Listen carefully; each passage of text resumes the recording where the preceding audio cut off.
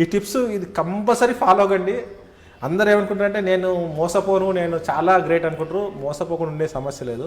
మనకి ఎప్పుడైతే unknown call నుంచి వీడియో కాల్ వస్తుంది కదా సార్, మనకు వీడియో కాల్ వచ్చినప్పుడు ఫోన్ అటెండ్ చేసే ముందు ఈ కెమెరా ఉంటుంది కదా, ఫ్రంట్ కెమెరా, ఈ ఫ్రంట్ కెమెరా క్లోజ్ చేసి వీడియో కాల్ యాక్సెప్ట్ చేయండి. మీ ఫేస్ రికార్డ్ కాదు, అక్కడ ఏముందో కనపడుతుంది. ఇన్ కేస్ హనీ ట్రాప్ ఉన్న అక్యూజ్డ్ అనుకోండి, అక్కడ అమ్మాయి న్యూడ్గా కనిపిస్తుంది, కానీ మీరు కనపడినంతసేపు వాటిని బ్లాక్మెయిల్ చేయాలి. కెమెరా క్లోజ్ చేసి ఫోన్ అటెండ్ చేయండి. అన్నోన్ కాల్ కాదు, ప్రతి కాల్. అందరూ ఏంటంటే అన్నోన్ కాల్ చెప్తే సరిపోతుంది కదా, నోన్ కాల్స్కి ఎందుకు ప్రాబ్లం అంటారు. స్కూపింగ్ అనేది ఒకటి ఉంటుంది సార్. దాంట్లో ఏంటంటే మీ పేరుతో నాకు కాల్ వస్తుంది, మీరు కాదు నాకు చేసేది. మీ నెంబర్ నుంచి నాకు కాల్ వస్తే నేను ఏమనుకుంటాను, మీరే కావచ్చు అని నేను క్యాజువల్గా అటెండ్ చేస్తాను. అంటే అది స్కూప్ కాలా లేకపోతే ఫేక్ కాల్ అని తెలియదు. చాలా మందికి మన నెంబర్ నుంచి మనకే కాల్ వస్తుంది కొన్ని సందర్భాలు. ఇది మనకు తెలియదు కాబట్టి ఎందుకు సింపుల్, మన క్లోజ్ ఫ్రెండ్ అయినా ఒక 2 సెకండ్లు కదా, క్లోజ్ చేసి మళ్ళీ ఓపెన్ చేయండి. ఎవరు తప్పు ఫోన్ వచ్చినప్పుడు కెమెరా క్లోజ్ చేసి వీడియో కాల్ వచ్చినప్పుడు మాత్రమే వీడియో కాల్ ఆన్ చేసి ఒకసారి మాట్లాడి మనోడు అనుకుంటే ఫింగర్ తీసేయండి, 2 సెకండ్స్లో తీసేయండి సరిపోద్ది. సింపుల్ అసలు మీ ఎన్నో ప్రాబ్లమ్స్ సాల్వ్ చేస్తారు. లక్షల రూపాయలు కాపాడుతుంది, మీ మానసిక టెన్షన్ నుంచి బయటపడతావు. ఎంత పెద్ద సమస్య అది, ఎవరికి చెప్పుకోలేము. ఎవరు చెప్పుకుంటే ఏమనుకుంటారో. నిజంగా మీరు ఎందాలుగా మంచివాడు అనుకుంటే ఎవరు నమ్మడు సార్, చెడ్డోడు అనడానికి అందరు నమ్ముతారు. నేను మంచివాడు అంటే ఎవరు నమ్మడు, ఏమో చేస్తుంటాడు అమ్మాయి వీడియో కాల్ అయినా సొంగగారిచి ఉంటాడు అనుకుంటాడు. అసలు ఎవరు కూడా నేను మంచివాడు అంటే నమ్మడు. ఇట్లా జరుగుతుందని చెప్పేసి ఇది ఫ్రంట్ కెమెరా క్లోజ్ చేయండి.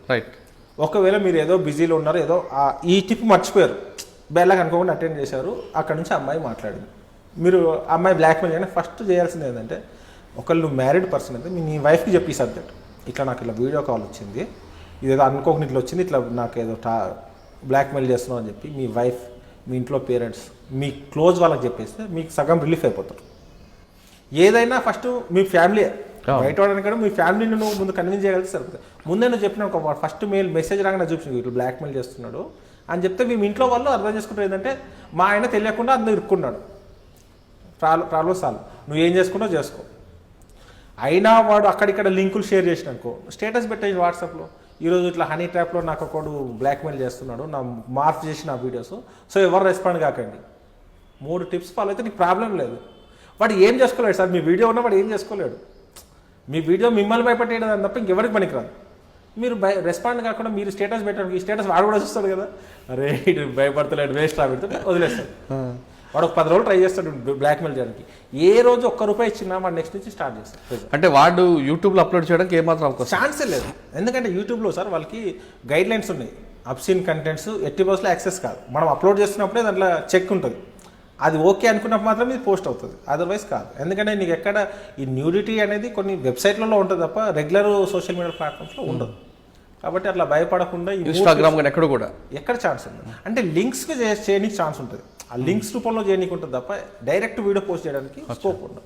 సో మనం భయపడాల్సిన అవసరం లేదు. ఈ విషయాన్ని చెప్పినామనుకోండి, సైబర్ క్రైమ్స్లో చాలామంది ఏమనుకుంటారంటే నేను కంప్లైంట్ ఇస్తే నువ్వెందుకు పోయినావు అని అంటారు అనుకుంటారు. నువ్వు కాదు, ఎవరైనా పోతారు అక్కడ, ఇరుక్కుంటారు. అది నువ్వు నేరాలకి గురైనవు, నువ్వు నేరస్తుడివి కాదు. కంప్లైంట్ చేయడానికి కూడా పబ్లిక్ అదే భయపడుతుంటారు, అరే నేను చెప్తే నువ్వెందుకు పోయినావు నన్ను తిడతారేమో అట్లా అనుకుని చాలామందికి రారు. కానీ అలా అవసరం లేకుండా మీరు వచ్చేస్తే సేవ్ అవుతారు.